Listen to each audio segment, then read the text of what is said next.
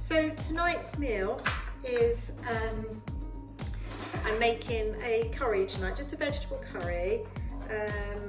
It's something I go to as a bit of a standby, just because it's really quick, it's really easy to do. It's a bit like a dal.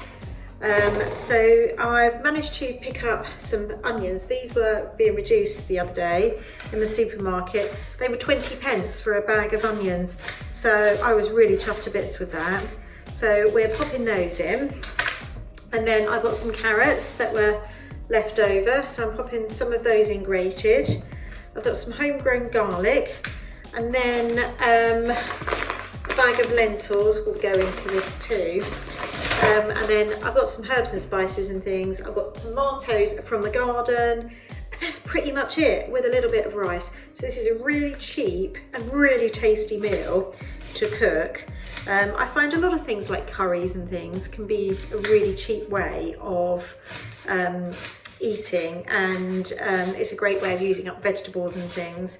And they're really, really tasty, so you can vary it a bit as well, so you don't feel like you're getting the same old all the time. So I'm actually going to put 3 of these onions in because they were so cheap, and I love onions. I absolutely adore the flavour of onions. I might have to turn this off. My eyes are watering. Okay, I'll see if I can keep going.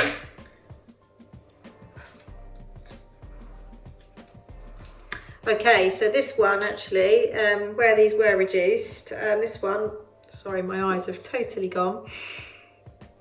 Oh my goodness, why do onions do this to me?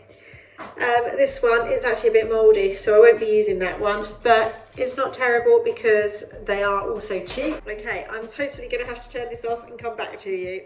Okay, right, well, I'm back. My eyes were absolutely streaming. I've probably got makeup all down my face, but hey ho, onions always get me. So, right, where was I? I was talking about the meals that we're having. So, like I said, we're having a vegetable curry. It's actually a lentil curry, so it's a bit like a dal. Ingredients are a couple of onions, a bit of garlic. I'm putting some carrots. What I've really like doing at the moment is grating carrot into things. A bag of lentils, well, not a bag of lentils, some lentils.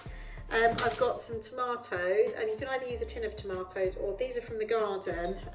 We've finally had some rain this week, but what's happening is all the tomatoes are now splitting, so I'm using them up as fast as I can.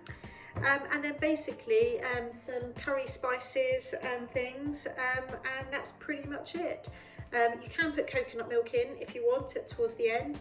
I'm going to see how this tastes and looks before I decide, but it's so cheap and easy to make, and like I said, it's one of my go-to meals. Now we're really trying to eat sensibly. We're trying to eat what we've got, and I know a moment ago I said, oh, you don't want the same old.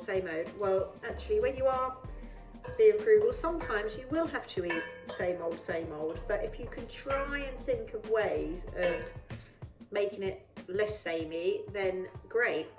Yeah, so what I'm going to do with this tonight actually is I'm going to make some flatbreads. I literally get a bit of flour and a bit of water, mix it and cook it on a dry griddle, and they're done for pennies. Flatbreads for pennies. And so I feel like I'm getting quite a decent meal for not very much. One thing I will say actually, I do like to fry my onions when I'm making a curry. I like to do it in butter, but the price of butter, oh my goodness, has shot through the roof. So we have now decided that we're not having butter anymore. We can't afford butter. So what we're doing is buying the equivalent butter. It's not as nice, I do agree, but certainly for cooking or with other things, it's okay. We will possibly get butter on occasions as a luxury, but now butter has become a luxury item for us, and we're going to say no to that. So these tubs of butter are half the price of block of butter, and actually I think you get a lot more. I think it's not the same size. So I think we all need to start thinking about other ways to stretch our money, because I don't really know what's going to happen with the food prices. I can't see them coming down, even if all the energy things are being capped. I can't see food prices coming down for a long time. I think high prices are here to stay, and we're just going to have to adapt somehow. So I think with food, it's really hard with food, because obviously you want to have healthy, nutritious food, but also you want it affordable. So I say it again, I say it all the time, try and grow some of your own. That's obviously to keep yourself as healthy as possible. Growing your own means that you can eat healthily. And what I do find sometimes is when you grow your own, you really embrace the food that you've picked or harvested that day. So for instance, you know, I've got a thing of tomatoes here. You know, you could have these on toast and really appreciate the tomatoes and make that a meal and really celebrate the tomatoes, you know, and you've got really good nutritious tomatoes, you've got your bread, and actually that's a meal. I think, yeah, we really need to get creative, but also eat more simply. I know the two possibly don't go together, but I think you get what I'm trying to say. Get creative to try and make it less dull, but also accept that you might need to eat more simply and celebrate the things you can get. I've obviously still got blackberries in the fridge, and we're still eating those and enjoying those.